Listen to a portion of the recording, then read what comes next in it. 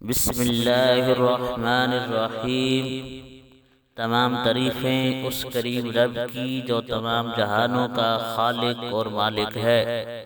اور تمام تعریفیں اس کریم رب کی جو تمام جہانوں کا پالنے والا ہے، اور لاکھ لاکھ شکر اس کریم رب کا جس نے ہمیں اشرف المخلوقات بنا کر اپنے کریم آقا علیہ الصلوۃ والسلام کا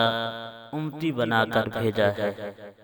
اور کروڑہا درود و سلام اس کریم آقا علیہ الصلوۃ والسلام کی ذات پر جو تمام جہانوں کے لیے رحمت بن کر آیا ہے، جس کے بارے میں رب تعالی ارشاد فرماتے ہیں وَمَا أَرْسَلْنَاكَ إِلَّا رَحْمَةً لِلْعَالَمِينَ، اور کروڑہا درود و سلام آپ کی آل پاک پر اور آپ کے سارے اصحاب پر، جن کے بارے میں رب تعالی فرماتے ہیں رضی اللہ عنہم ورضوا عنہ۔ السلام علیکم ورحمۃ اللہ وبرکاتہ۔ دعوے آف اسلام کے پیارے پیارے بھائیوں اور بہنوں، ہم امید کرتے ہیں کہ آپ حضرات خیریت کے ساتھ ہوں گے۔ اللہ پاک سے دعا ہے اللہ پاک آپ کو خیر و عافیت کے ساتھ رکھے، آپ کی تمام نیک حاجات کو پورا فرمائے اور آپ کی تمام مشکلوں کو آسان فرمائے۔ میرے پیارے بھائیوں اور بہنوں، آج جس ٹاپک پہ ہم نے گفتگو کرنی ہے وہ ہے روزہ دار کا انعام۔ لیکن ٹاپک شروع کرنے سے پہلے حسب معمول آپ سے ادبانہ التماس ہے کہ آپ ہمارے چینل کو سبسکرائب کریں، ویڈیو کو لائک کریں، شیئر کریں اور گھنٹی والے بٹن کو دبا کر ہمارے ساتھ تعاون فرمائیں۔ اللہ پاک آپ کو دونوں جہانوں کی خوشیاں عطا فرمائے۔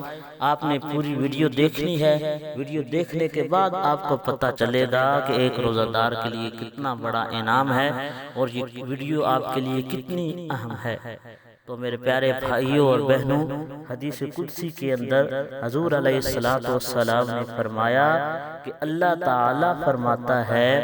ابن آدم کا ہر عمل اس کے اپنے لیے ہے، لیکن روزہ میرے لیے ہے، اس کا بدلہ میں بذات خود ہوں، یا اس کا بدلہ میں بذات خود عطا کروں گا، یعنی درمیان میں کوئی واسطہ نہیں ہوگا، کیونکہ روزہ ایک ایسا مخفی عمل ہے جس میں کوئی ایسا عمل نہیں جس کا مشاہدہ کیا جائے، بخلاف دوسرے اعمال کے، اس وجہ سے بھی کہ اس عمل کو سوائے اللہ تعالیٰ کے کوئی نہیں جانتا اور نہ ہی کوئی دیکھتا ہے، اس لیے اس کا ثواب اور جزا دینا اسی کے ذمہ کرم پر ہے۔ اور آپ علیہ الصلوۃ والسلام نے فرمایا کہ جب قیامت کا دن ہوگا تو میری امت کے کچھ ایسے لوگ ہوں گے جن کو پرندوں کی طرح پر عطا کیے جائیں گے، جن کے ساتھ وہ جنت کی دیواروں سے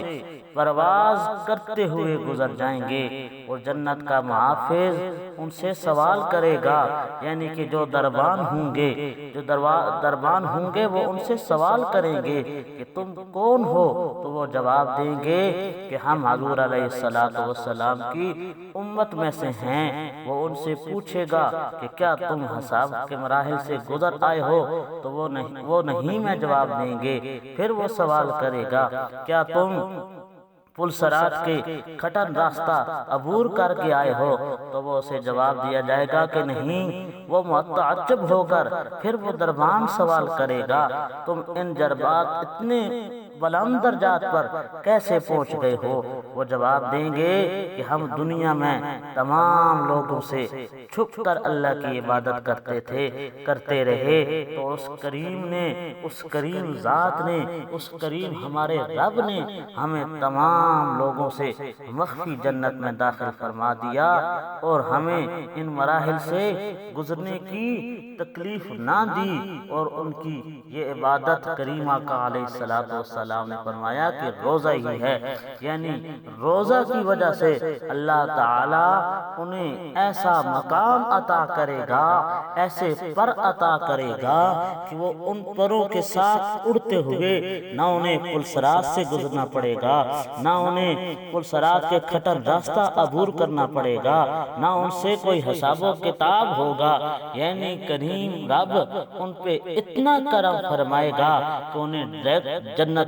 جنت عطا کر دے گا، اور جنت عطا کرنے پر وہ دربان جو کھڑے ہوں گے وہ بھی حیران ہو کے سوال کریں گے کہ تم کون لوگ ہو کہ تمہیں رب نے اتنا اعلیٰ درجہ عطا فرمایا ہے، اتنے بلند درجات عطا فرمائے ہیں۔ تو وہ لوگ عرض کریں گے کہ ہم دنیا میں رہ کر مخفی طور پر اللہ تعالیٰ کی عبادت کیا کرتے تھے، اس وجہ سے رب تعالیٰ نے ہمیں یہ مقام اور درجہ عطا فرمایا ہے۔ تو میرے پیارے بھائیوں اور بہنوں، اللہ تعالیٰ سے دعا ہے کہ اللہ تعالیٰ ہمیں بھی ایسے مخفی رہ کر ادب و احترام کے ساتھ رمضان گزارنے کی توفیق عطا فرمائے۔ اللہ تعالیٰ ہمارا حامی اور ناصر ہو، آمین۔